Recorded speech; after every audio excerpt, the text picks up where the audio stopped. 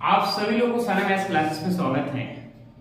आप लोगों के लिए एक मोटिवेशनल शायरी क्लास स्टार्ट करने से पहले, उस इंसान को कोई गिरा नहीं सकता जिसने चलना ही ठोकरों से सीखा है ना। उस इंसान को कभी कोई गिरा नहीं सकता जिसने बहुत स्ट्रगल से कोई सफलता हासिल करा। ठीक है, इधर देखिए, आज हम second chapter 10th class maths के सेकेंड चैप्टर के जो एग्जाम्पल्स हैं, सारे एग्जाम्पल्स को खत्म करेंगे। इसमें 4 एग्जाम्पल्स हैं। ठीक है, उसमें से इसका पहला एग्जाम्पल्स ये है, बोले कि नीचे दी गई आकृति में 2.9 ग्राफों को देखिए। प्रत्येक आकृति का y = px, जहां px एक बहुपद है का ग्राफ है। ग्राफों से प्रत्येक के लिए px के लिए शून्यकों की संख्या ज्ञात करो। हमें इसमें शून्यकों की संख्या ज्ञात करना है। देखिए, शून्यकों की संख्या मैंने सेकेंड चैप्टर पूरा करवा दिया है और उसमें भी ये क्वेश्चन है। फर्स्ट क्वेश्चन है 2.1 में, फर्स्ट मतलब 2.1 में एक ही क्वेश्चन है, इस तरीके के क्वेश्चन है। और शून्यकों की संख्या ज्ञात करना है। शून्यकों की संख्या पता है क्या होता है? जो हमारा ये x अक्ष है और ये y अक्ष है। ये x अक्ष है हमारा और ये कौन सा अक्ष है? ये y अक्ष है। तो x अक्ष पे जितने बार कट हो रही है वो उसका शून्यकों की संख्या कहलाता है।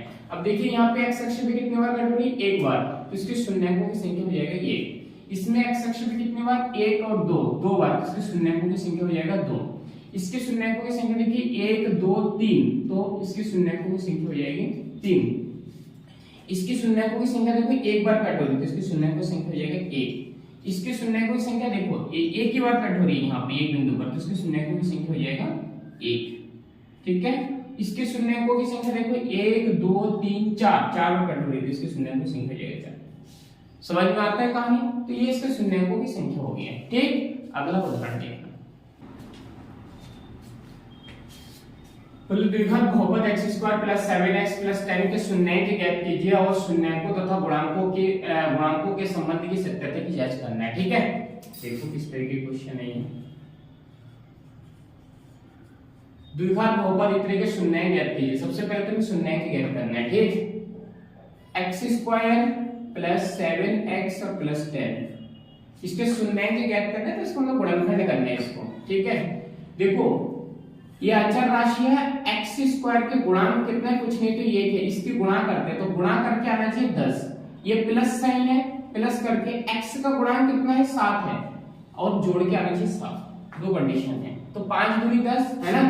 x² को x² लिखो प्लस ये x और प्लस ये 10, 5 दूनी 10, 5 + 2 कितना हो जाएगा? x² प्लस हो जाएगा 7x और ये प्लस हो जाएगा 2x और प्लस हो जाएगा 10।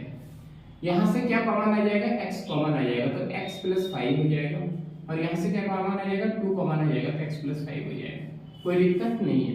यहाँ से x + 5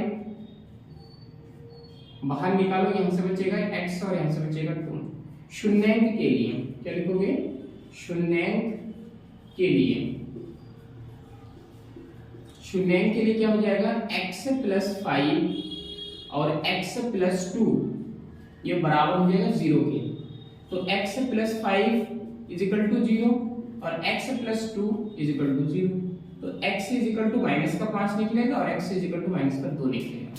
इसको अल्फा बोल देंगे और इसको बीटा बोल देंगे। कोई दिक्कत बिल्कुल भी नहीं है। इधर सुनिएगा। अब क्या कहानी है? कहानी ये है,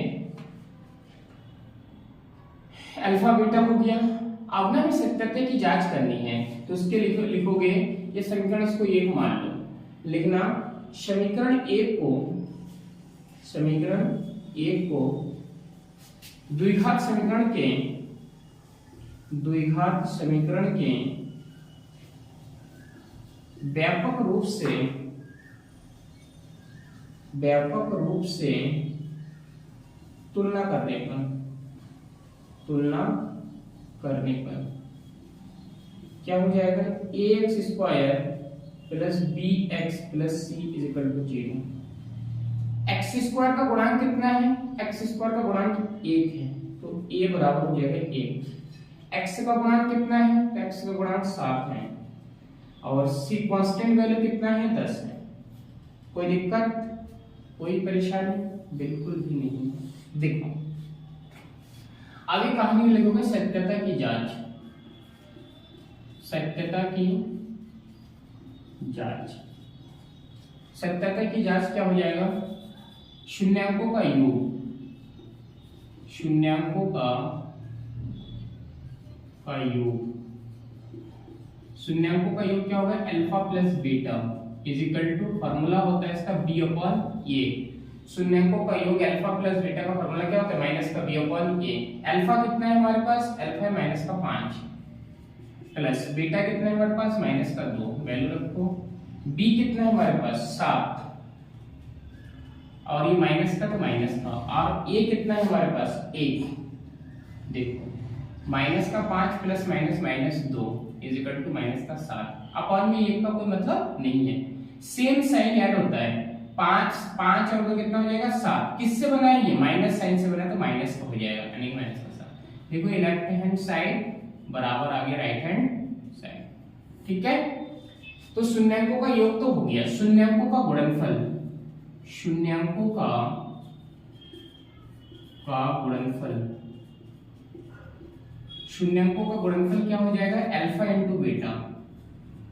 अल्फा इंटू बीटा क्या हो जाएगा? सी अपॉन ए हो जाएगा। अल्फा कितना है? अल्फा है माइनस का 5, बीटा कितना है? माइनस का 2, सी कितना है? 10, और ए कितना है? 1, ठीक है। 5 दूनी 10, minus minus plus is equal to 10। क्या देखो, प्लस शो करो या ना करो कोई दिक्कत नहीं, यानी कि लेफ्ट हैंड साइड और बराबर हो जाएगा राइट हैंड साइड। कोई दिक्कत, कोई परेशानी बिल्कुल भी नहीं है। सेकंड उदाहरण हमारा क्या हो गया यहाँ पे? देखिए उदाहरण नंबर 3 को हम सॉल्व करेंगे। क्या बोल रहे हैं? बोले बहुपद x² माइनस 3 के शून्यांक ज्ञात कीजिए। सबसे पहले तो शून्यांक ज्ञात करना और शून्यांकों तथा गुणांकों के बीच के संबंध की सत्यता की जांच कीजिए। शून्यांकों तथा गुणनफल के बीच, छूट गया कि कुछ? शून्यांक ज्ञात कीजिए, शून्यांकों तथा गुणांकों के बीच सत्यता की जांच कीजिए, ठीक है। इधर देखें, अब क्या कहानी है इसकी? बहुपद x² माइनस 3 के शून्यांक ज्ञात कीजिए और शून्यांकों तथा गुणांकों के बीच सत्यता की जांच करना है, ठीक है। देखो अब कहानी ये है कि इसके सबसे पहले शून्यांक ज्ञात करना है। तो द्विघात समीकरण है, समीकरण है हमारा x² माइनस 3, ठीक है। इसको क्या लिख सकते हो? x का होल स्क्वायर माइनस √3 का होल स्क्वायर, ऐसा लिख सकते हो, ठीक है। √3 का होल स्क्वायर करोगे 3 आएगा। ऐसा क्यों लिखा फिर आपने? क्योंकि इसको हमने फार्मूला बेस्ड बनाया। क्या? कौन सा फार्मूला? एक फार्मूला तुम्हें पता है, क्या होता है जानते हो? फार्मूला होता है a² माइनस b² होता है a माइनस b और a प्लस b, ठीक है। देखो अब x का होल स्क्वायर माइनस √3 का होल स्क्वायर, ये फार्मूला a माइनस b, ये कितना है? x माइनस b कितना है? √3। a कितना है? x प्लस b कितना है? √3। कोई दिक्कत है क्या? a माइनस b और a प्लस b। अब हमारे पास दो गुणनफल है, लिखोगे शून्यांक के लिए, शून्यांक के लिए क्या हो जाएगा? x minus √3 is equal to 0 और x plus √3 is equal to 0। तो x का वैल्यू, ये माइनस √3 को उधर जाएगा तो प्लस का हो जाएगा, √3 हो जाएगा। x का वैल्यू ये माइनस का √3 हो जाएगा। दो शून्यांक अल्फा इज इक्वल टू √3 और beta is equal to minus का √3, ठीक है। अब लिखोगे समीकरण 1 मान लो इसको, इसमें समीकरण 1 को द्विघात समीकरण के व्यापक रूप से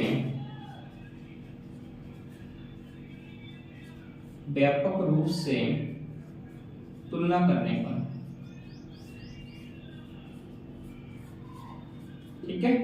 व्यापक रूप से तुलना करने पर देखो, व्यापक रूप होता है ax² bx c is equal to 0।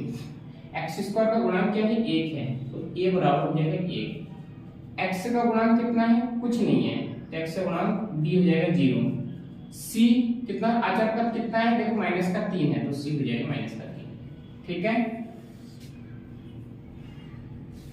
शून्यांकों